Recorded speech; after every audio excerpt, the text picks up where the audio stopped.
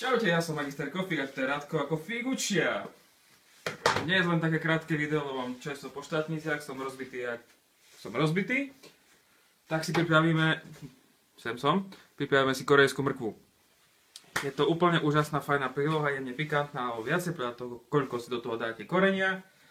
Čo na to potrebujeme? Potrebujeme na to kilo mrkvy nastrúhanej na jemno, na drobno, nejakým rôznym prístrojom, obyčajným ručným krajačom, je veľa hodín a ja mám celý deň veľmi nabitý. Stručiky cesnaku, jednu cibulu, tá je len na výpek, soľ, čili môže byť, mletá paprika, červená, peper, ocot a olej. Takže mrkvu máme nastruhanú, čo je úžasný a skvelý. Potrebujeme si zapnúť sporáčik.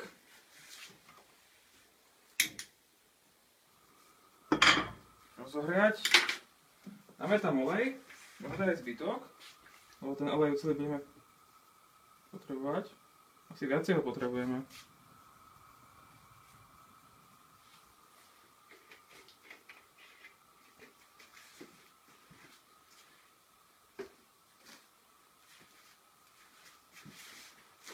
Ani vytiahneme ďalší, olej máme dosť.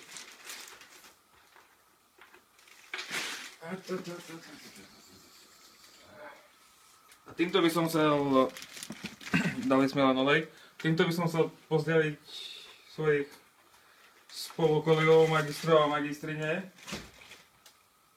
A špeciálne chcem pozdraviť Muču, ktorý nevie, že aj ja točím videá, neflakám sa, až nielen Radko točí a aj tiež som v obleku. Lebo idem do štátnic. Je veľa hodín, ale nevadí. Robím to pre vás a pre seba, lebo korejská mrkva je dobrá a ja som hladný. Olej sa nám robí, zatiaľ si môžeme pretlačiť česnačík.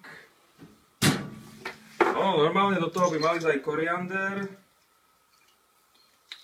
Ale je mnoho receptov. Je mnoho receptov rôznych, takže tam už to fakt variuje za toho, či tam chcete ten koriander. Ako? Ne? Aby som sa nezašpinil. Hej. Musím si kúpiť takú sexy zastieru ako má Radko. Musím sa vás pýtať, kde ju kúpil. A možno mu venuje. Na štátnice. Aby som bol rovnako pekný ako on. Aby som sa nezašpinil. V prípade neurazím sa nejak tej zastiere. Najlepšie niečo ako, že som sexy, ale viem aj variť. Ale môže tam byť úplne hocičo. Takže cesnačík máme pretlačený. Asi obeje veľa, uvidíme to. Aké to je pikantné. Zabudol som, treba nám ešte aj cukor. Jednu lyžičku. To by som vám povedal ešte keď tak v priebehu diania veci. Tak. To sa dočistí. Takže olej už cítim, že už bude. Hej, tú cibulku nám vôbec netreba. Ale potrebujem prepaliť ten olej, aby dostal takú cibulkovú chuť. Hej. Takže mám kúzlo.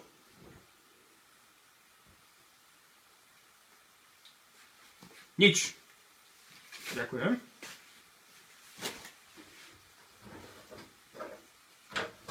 S týmto vystupujem každý deň. Tam ide len...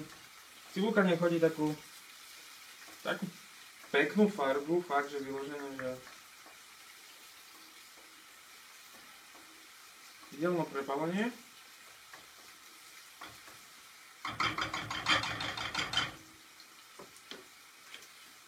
Keby ste cítili, tak by ste cítili, že ten olej dostáva už takú cibulkovú vôňu. Si vyškrabeme cesnačík. Dáme tam trocha tej papriky. Takže toto je veľmi pikantné. No by tam mali sladká, ale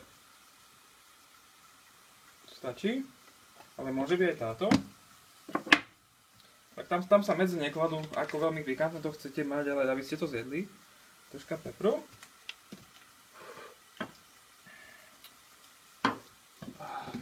Akože 3 polievkové lyžice octu, to je tak. Tak.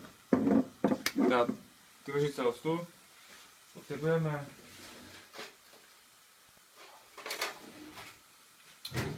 cukor.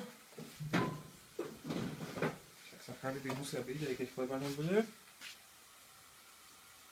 Tak.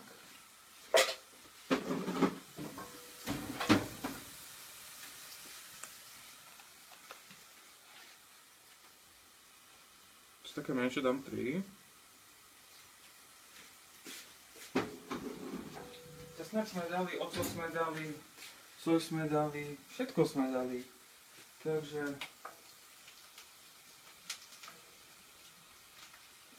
teoreticky, no ono by tam malo ešte ten koriander a ten sezám, ale keďže ani nemáme, tak si spravíme takú alternatívu. Lebo je to dobré, uvidíte.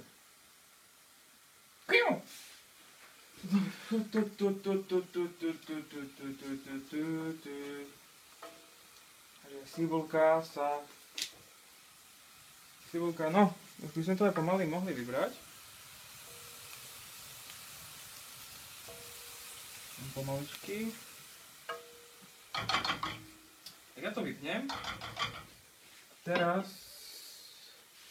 sa dúfam, že nezašpiním. Ideme sitko. Musím si zašpiniť vôbec, aspoň vrchnú časť.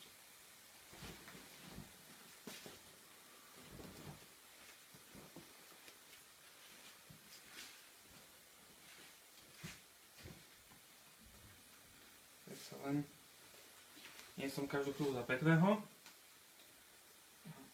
Bol by som rád, aby som bol častejšie pekný.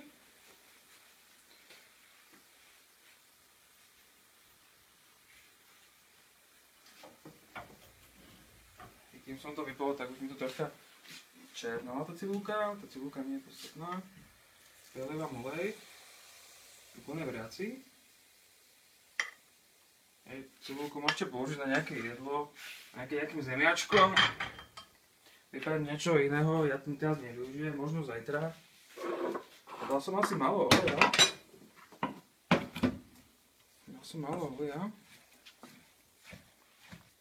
Lebo toto by malo byť také chutnejšie. Fakt toho oleja asi bude teda viacej. Ale zase nie každý má rád také masné. Nie, dosť oleja.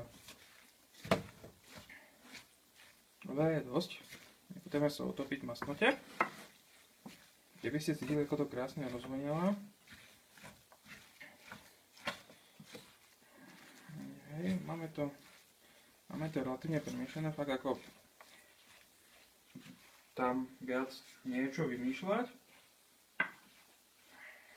A môžete prípadne do toho šalátu dať ešte nastruhaný petržlen, myslím na nejakú tú farebnú kombináciu, prípadne niekto to robí aj so šalátom alebo s nejakou kapustou. Môžete si dať hociaké také nejaké mixy a s touto nejakou zalievkou a s tým octom, soľou a tými blbostiami, to bude len dobré.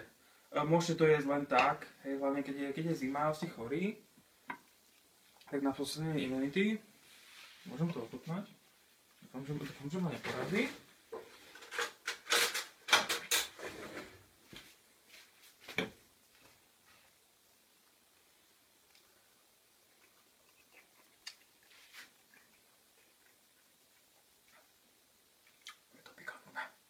Ale je to dobré.